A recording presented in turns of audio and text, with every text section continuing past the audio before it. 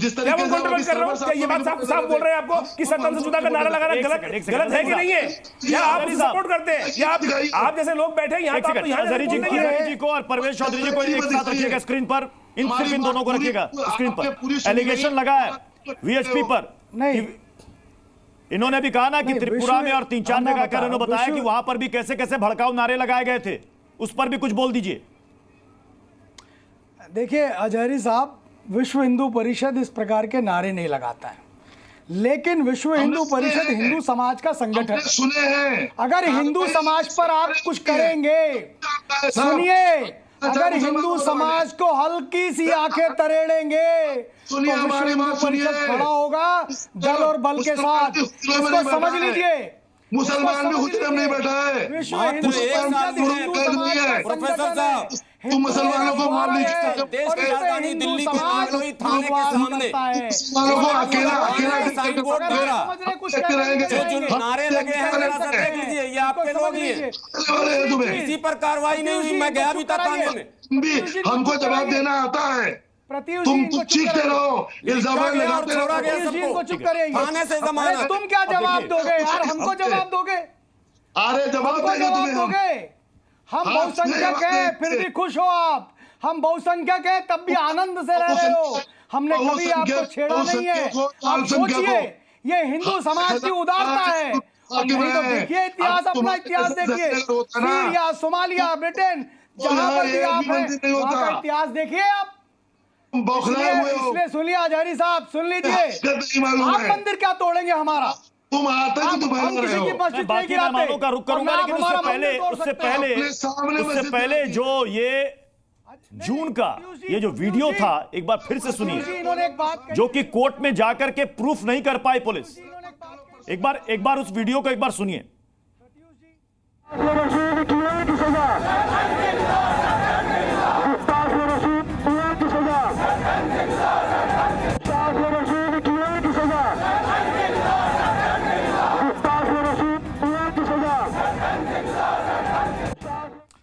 अब ये वीडियो जो वायरल हुआ था, कोर्ट में गया और पुलिस इसे प्रूफ नहीं कर पाई, लेकिन इसके ठीक 11 दिन के बाद उदयपुर में कन्हैया लाल की हत्या कर दी गई, निर्मम तरीके से हत्या कर दी गई थी। हम आपको ग्राफिक्स के जरिए आपको दिखाते हैं कि कन्हैया लाल के केस में अब तक क्या हुआ। प्लीज ग्राफिक्स लाइएगा। ये देखिए, कन्हैया के परिवार वाले अभी तक इन्होंने अस्थियां विसर्जित नहीं की, हत्यारों को अब तक सजा नहीं है, ट्रायल चल रहा है। कन्हैया के बड़े बेटे ने 2 साल से अपने बाल नहीं कटवाए, कह रहे जब तक पिता को इंसाफ नहीं मिलेगा मैं बाल नहीं कटवाऊंगा। हत्यारों को अब तक सजा इस मामले में नहीं हुई है। 2 साल से नंगे पांव चलते हैं इनके बेटे, हत्यारों को सजा नहीं। बहुत ही निर्मम तरीके से हत्या की गई थी। जो भी वीडियो देखा था दहल गया था। फास्ट ट्रैक कोर्ट में सुनवाई नहीं हो रही, सजा अभी तक नहीं मिली और कब मिलेगी यह पता नहीं, क्योंकि लंबी कानूनी प्रक्रिया चलती है। और यह सब कुछ कब हुआ था? यह तब हुआ था जब ये भड़काऊ नारे के वीडियोस वायरल हुए थे, जिसमें 6 आरोपी बरी हो गया है और एक आरोपी जो है एहसानुल्लाह वो फरार है। उस पर अभी अदालत का फैसला नहीं आया है। मैं कामरान मलिक साहब आपके पास आ रहा हूं। अजय वर्मा जी ने एक बात कही कि भाई वीडियोस थे, 15 मिनट के वीडियोस थे, सिर्फ 3 मिनट का वीडियो। मैं आ रहा हूं परवेज जी, आपके पास आ रहा हूं। सिर्फ 3 मिनट का वीडियो ही दिखा पाई पुलिस, और वो भी ये साबित नहीं कर पाए कि ये सही है या गलत है या क्या है। ये यही आधार है इन सबके बरी हो जाने का। देखिए बेसिकली प्रॉब्लम क्या है कि किसी भी केस के लिए जो है साक्ष्य जो है बहुत ही अहम होता है जी। और ये हमारे देश का जो है दुर्भाग्य रहा है कि बहुत सारे केसेस में जो है साक्ष्य ना पेश होने की वजह से जो है मुजरिम जो है बाइज्जत बरी हो गए। मैं एग्जाम्पल देता हूँ, मुंबई वाला जो है कहते हैं जो हिट एंड रन वाला केस था सलमान खान का। सलमान खान जो है बाइज्जत बरी हैं, उन्हें बड़े बड़े वकीलों ने बचा लिया। बाबरी मस्जिद डेमोलिशन होने में विश्व हिंदू परिषद, बीजेपी, आरएसएस के लोग जो हैं, पूरा वर्ल्ड के जो है कहते मीडिया ने देखा कि जो कहते बाबरी मस्जिद को डेमोलिश कर दिया गया। वेदर वो मस्जिद है या मंदिर थी वो बात छोड़ दीजिए, but that was the monuments, national जो कहते हैं प्रॉपर्टी थी, उसको डेमोलिश कर दिया गया। वो सब के सब जो है बाइज्जत बरी हो गए। क्यों हो गए?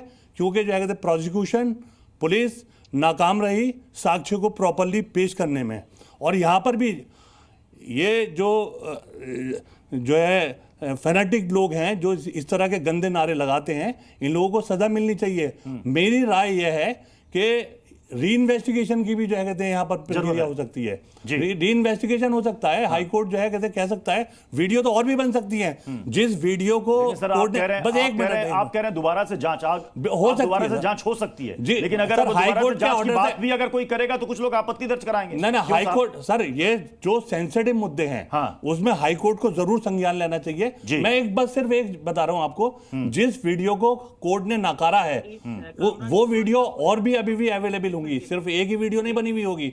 पुलिस अगर इन्वेस्टिगेट करे तो एक प्रॉपर जो कहते हैं वीडियो जो है हासिल करे पब्लिक से, और उस वीडियो को दोबारा से जो है पेश किया जाए विद 165B के सर्टिफिकेट के साथ में, तो कोर्ट उसको एक्सेप्ट कर सकता है। आपने एक नया पॉइंट जोड़ा कि इसको दोबारा से जांच के लिए भी इसको निर्देशित किया जा सकता है, आदेश कोर्ट के द्वारा दिया जा सकता है। हमारे साथ जयपुर ब्लास्ट मामले के आरोपी के वकील हैं सैयद सादत अली साहब।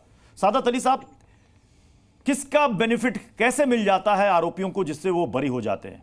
एक बड़ा सवाल जो उठ रहा है कि पुलिस का अनुसंधान कमजोर था, मजबूती के साथ पुलिस दलील नहीं रख पाई।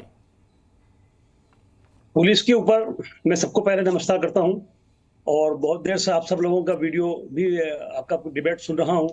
बहुत सारी बातें इसमें हैं जो गोल गोल करी जा रही हैं। आप पुलिस के ऊपर आते हैं कि सिर्फ पुलिस ही इसको करती है, लेकिन सवाल इस बात का है कि जब आप पुलिस के ऊपर प्रेशर किसका होता है? पुलिस प्रेशर के अंदर बेगुनाह मुलजिमों को भी तो पकड़ती है। तो यही क्यों मान रहे हैं आप कि पुलिस सारी चीजें नहीं रख पाती है? अभी इन्होंने कहा कि कांग्रेस सरकार के अंदर ये बात हुई।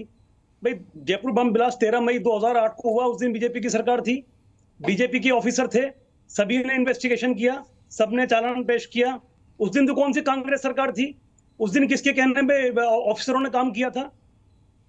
तो जब पुलिस के ऊपर प्रेशर होता है सरकार का कि लाइए मुल्जिम लाइए, कहीं से भी लाइए, और उन्हें मुल्जिम मिलते नहीं है, तो वो किसी को भी ले लेते हैं, और उसको फुलफिल करने के लिए जो वो डॉक्यूमेंट्स लगाते हैं वो झूठे साबित होते हैं कोर्ट के अंदर। यही काम bomb blast Jaipur bomb blast में हुआ कि 13 मई 2008 को जयपुर में बम ब्लास्ट हुआ, और आपको पहला मुल्जिम मिला 17 सितंबर 2008 को, 4.5 महीने बाद, जिसने डिस्क्लोजर स्टेटमेंट दिया, और उसने कहा कि साहब मैं आपको चल के बता सकता हूं कि हमने जयपुर में बम कहां रखे थे, साइकिलें कहां से खरीदी थी। मैं आपसे ये पूछना चाहता हूं चैनल के माध्यम से कि जब पुलिस को 4 महीने बाद में पहला आदमी मिला, तो पुलिस ने अगले ही दिन जयपुर के किशनपोल बाजार से साइकिल के बेचने वालों की, दुकानदारों की बिल बुकें कैसे सीज कर ली? उनको किसने बताया था अगले दिन कि मुल्जिमों ने यहां से साइकिल खरीदी है?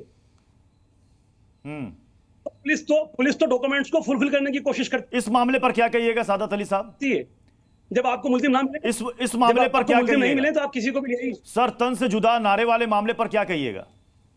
नहीं, सर तन से जुदा का मामला क्यों आया? बिल्कुल गलत आया, 100% गलत आया। ये नारा नहीं होना चाहिए था। पर आप डिबेट में करने वालों में कोई भी आदमी ये नहीं कह रहा कि ये नारा क्यों शुरू हुआ। सरकार और इन्वेस्टिगेशन ईमानदारी से काम करती है। नुपुर शर्मा को गिरफ्तार कर लेते हैं, नुपुर शर्मा के खिलाफ कार्रवाई कर लेते हैं, तो शायद इतने पूरे देश के अंदर इतना उद्यम नहीं मचता। जिस आदमी ने, जिसकी वजह से ये सब कुछ हुआ, उसको कुछ नहीं कहना चाहते, क्योंकि उसको सरकार का प्रोटेक्शन है। अश्विनी दुबे जी, ये पूरे डिबेट में एक बात तो साफ है, सभी पक्ष की तरफ से ये बात कही जा रही है कि भाई ये जो वीडियो सामने आया पता नहीं कितना सही कितना गलत, लेकिन कह रहे हैं कि भाई नारेबाजी तो हुई, माहौल बिगड़ा, लेकिन चूंकि मामला कहीं भी अदालत में जाकर के ही तय होता है सही या गलत, और वहां पर अगर आपका अनुसंधान कमजोर है तो आप कुछ नहीं कर सकते, चाह के भी कुछ नहीं कर सकते। ये कहा जाता है ना कि भाई भले ही 10 बेकसूर छूट जाए लेकिन किसी बेकसूर को सजा नहीं होनी चाहिए। मैं एक चीज और कहना चाहता हूं, यहाँ तो इन्वेस्टिगेशन एजेंसी यहाँ तो अपराधी ही छूट जा रहे हैं। प्रत्युष जी, बड़ी मैं देख रहा हूं कि जिस तरह की बातें हो रही हैं कि ओरिजिन कहां से हुआ, कैसे हुआ, क्या हुआ। आप पुलिस की प्रेजेंस में ड्रोन से रिकॉर्डिंग, सीसीटीवी फुटेज, सैकड़ों लोगों की प्रेजेंस में वहां पर ऐसे नारे लगे, देश भर में अनरेस्ट हुआ, देश भर में माने कटआउट्स टांगे गए सर तन से जुदा के, और पुलिस। लेकिन सर फिर अश्विनी सर फिर इसमें एक सवाल यहां पर यह आएगा कि ये ड्रोन्स के फुटेज, सीसीटीवी के फुटेज अगर सब कुछ डिस्ट्रॉय हो चुके होंगे तो अब ऊपरी अदालत में कैसे साबित कर पाइएगा? नहीं देखिए, अब री इन्वेस्टिगेशन इस केस में नहीं होता, री इन्वेस्टिगेशन का प्रोसेस नहीं है जी। लेकिन एक बिंदु तय करके, प्रत्युष जी, बड़ी मैं लीगल बात बता रहा हूं, हमारे सीनियर आदिश अग्रवाल जी भी हैं, सीनियर एडवोकेट हैं और सुप्रीम कोर्ट बार एसोसिएशन के प्रेसिडेंट थे, इतने बड़े लीगल लेवल मैं आ रहा हूं अग्रवाल साहब, आपके पास भी आ रहा हूं। हाई कोर्ट प्रत्युष भाई, हाई कोर्ट एक इशू फ्रेम करके इस मामले में, और चूंकि शैडी इन्वेस्टिगेशन है, स्केची इन्वेस्टिगेशन है, इसमें अदालत की गलती नहीं है, इसमें गलती जो अदालती प्रक्रिया में उस सबूत को रखने वाली एजेंसी है वो पुलिस है। अगर ड्रोन पुलिस ने रिकॉर्डिंग किया, ऑडियो वीडियो पुलिस ने रिकॉर्ड किया, तो अभी भी वो कहीं ना कहीं मिलेंगे, बस उसकी फॉरेंसिक एक्सपर्ट से ओपिनियन। ठीक है, मैं आदिश अग्रवाल जी आपके पास आ रहा हूं, क्योंकि देखिए इसमें जो कांस्टेबल जय नारायण जाट, इन्होंने रिपोर्ट दर्ज करवाई थी और इनका उस समय का बयान था कि रिक्शे पर लाउड स्पीकर लगाकर सिर तन से जुदा के नारे लगाए जा रहे थे। उस दौरान 2500 से 3000 लोगों की भीड़ दरगाह के सामने थी। खादिम गौहर चिश्ती को मौन जुलूस से पहले समझाया भी गया था, उसके बावजूद उन्होंने भड़काऊ नारे लगाए थे। ये सारी बातें उन्होंने अपनी रिपोर्ट में दर्ज कराई थी। तो 2500 से 3000 लोगों की भीड़, तो ये तो सब कुछ कैमरे में रिकॉर्ड होगा, ऑन रिकॉर्ड होगा। जो वीडियो वायरल हुआ उसमें भी वहां पर लोगों की भीड़ जमा दिख रही है। अचानक से ये सारे एविडेंस गायब हो जाना, जो बात यहां पर उठ रही है कि कोर्ट दोबारा निर्देशित कर सकता है जांच के लिए, ऐसा हो सकता है क्या कि दोबारा से री इन्वेस्टिगेशन होनी चाहिए? हमारे उपाध्याय साहब ने सही कहा है कि इन्वेस्टिगेशन की ये कमी रही है, जानबूझकर कमी रही है। और जो क्योंकि हमारा कोर्ट का एक प्रोसीजर होता है, आपने देखा महात्मा गांधी जी को जो है पब्लिकली मारा गया, परंतु प्रॉपर एविडेंस जब तक लाए बिना उनको कन्विक्ट नहीं करा जा सकता। मेरा ये मानना कोर्ट की इसमें, ट्रायल कोर्ट की कोई गलती नहीं है, परंतु हाई कोर्ट जो है ये, क्योंकि ये एक बड़ा जो समाज को हमारा एक जो इकट्ठा रहने का एक सिस्टम है उसको ख़राब करता है, तो हाई कोर्ट जो है अपील डालने पर, और अपील में ये डायरेक्ट कर सकती है कि इसकी दोबारा री इन्वेस्टिगेशन हो। और जो आईओ थे, और नॉट ओनली आईओ, जो उसके ऊपर ऑफिसर्स थे, क्योंकि आईओ अकेला नहीं होता, आईओ जब अपना इन्वेस्टिगेशन करता है, चार्जशीट को ड्राफ्ट करता है, सीनियर ऑफिसर से उसको पास कराता है, तब उन्होंने जो जिस मोबाइल से, जिस रिकॉर्डर से जो ये रिकॉर्ड किया था, जो ये स्टेटमेंट जो ये बोला गया, वो जब पेश नहीं किया, और अगर वो किसके पास था और कैसे गुम हुआ, वो वाली चीज़ आने के बाद मेरा यह तक मानना इस मुकदमों में ये वाली चीज़ रिकॉर्ड पर लाई जाए कि हमने उन ऑफिसर्स के खिलाफ एक्शन लिया है पुलिस ने, कि जिसके कब्जे में ये रिकॉर्डर था, मोबाइल था, जिससे ओरिजिनली रिकॉर्ड हुई, उसने गायब कर दिया, उसके खिलाफ एफआईआर लिखी जाए और उनके खिलाफ जो है डिपार्टमेंट एक्शन अजय वर्मा जी कुछ कहना चाहते हैं। अजय वर्मा जी अपना कुछ कहना चाहते हैं।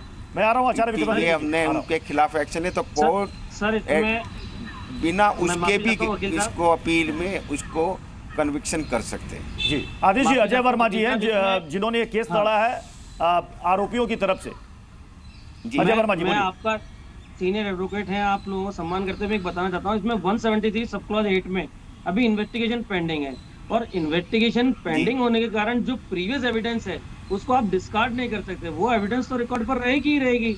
अगर आप कोई फर्दर एविडेंस लाएंगे और फर्दर एविडेंस लाकर करेंगे तो जो आदमी एक्विटल हुए हैं उसका केस रिमांड कर सकती है हाईकोर्ट, वो एक कानूनी प्रक्रिया है। और जो बात हिंदू मुस्लिम की हो रही है, बीजेपी कांग्रेस सरकार की हो रही है, तो मैं आपकी जानकारी में ला दूं, यह दोनों आईओ के बयान मार्च 2024 के बाद हुए हैं, मार्च 2024 में हुए, तब बीजेपी की गवर्नमेंट थी, कांग्रेस की गवर्नमेंट नहीं थी, और न्यायालय ने कोई पॉलिटिकल उस पर नहीं गई है। न्यायालय जो केस के फैक्ट्स थे, न्यायालय केस की जो एविडेंस थी, केस में जो वीडियो फुटेज थी और पेन ड्राइव थी, न्यायालय ने उन पर दिया, क्योंकि 65B पर अर्जुन पंडित वाला जो जजमेंट सुप्रीम कोर्ट का आया है, उसमें वीडियो को किस तरह से एविडेंस में प्रूव करा जाएगा, किस तरीके से उनको प्रोड्यूस किया जाएगा, उनकी एविडेंस कैसे रिकॉर्ड की जाएगी, ये सब चीजें सुप्रीम कोर्ट ने पॉइंट टू पॉइंट दी हुई है।